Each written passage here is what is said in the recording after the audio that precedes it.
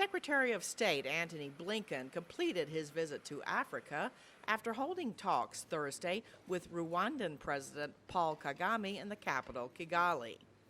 Blinken told reporters he had raised serious concerns about human rights and called for an end to any support for armed rebels in the neighboring Democratic Republic of Congo, or DRC. There are very credible reports of support for armed groups by all sides, including the FDLR, by Congolese forces, and M23 by Rwandans. And our position is clear. Whoever it's by, whoever it's to, that support needs to cease for any armed group. A day earlier in Kinshasa, the capital of the DRC, Blinken voiced those same concerns, that Rwanda has provided support to the armed rebel group operating in the east of the DRC, M23. The Congolese foreign minister had this to say.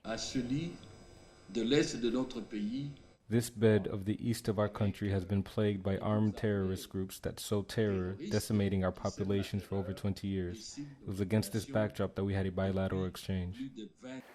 Secretary Blinken launched his three-nation tour last Sunday in South Africa, paying tribute to the Soweto uprising, a student protest against the former apartheid regime.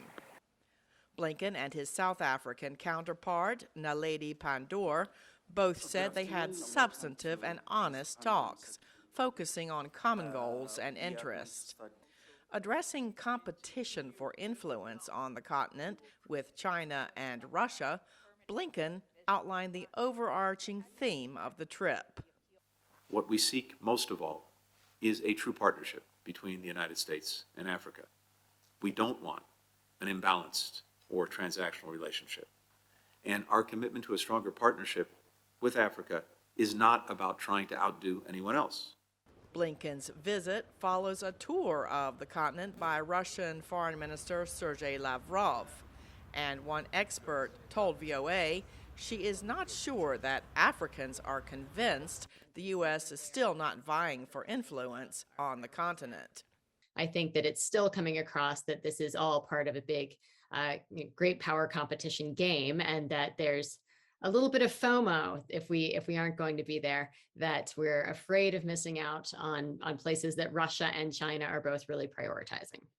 Another expert told VOA he does see a change in tone and approach to Africa from the Biden administration.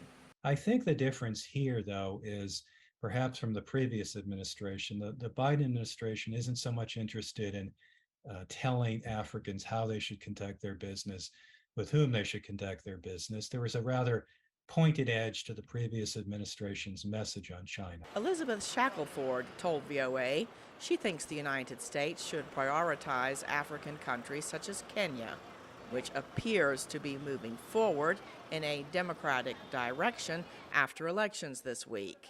And she does not feel the U.S. must show up everywhere on the continent to compete with others. Blinken visited Kenya, Nigeria, and Senegal last November. Cindy Saine, VOA News.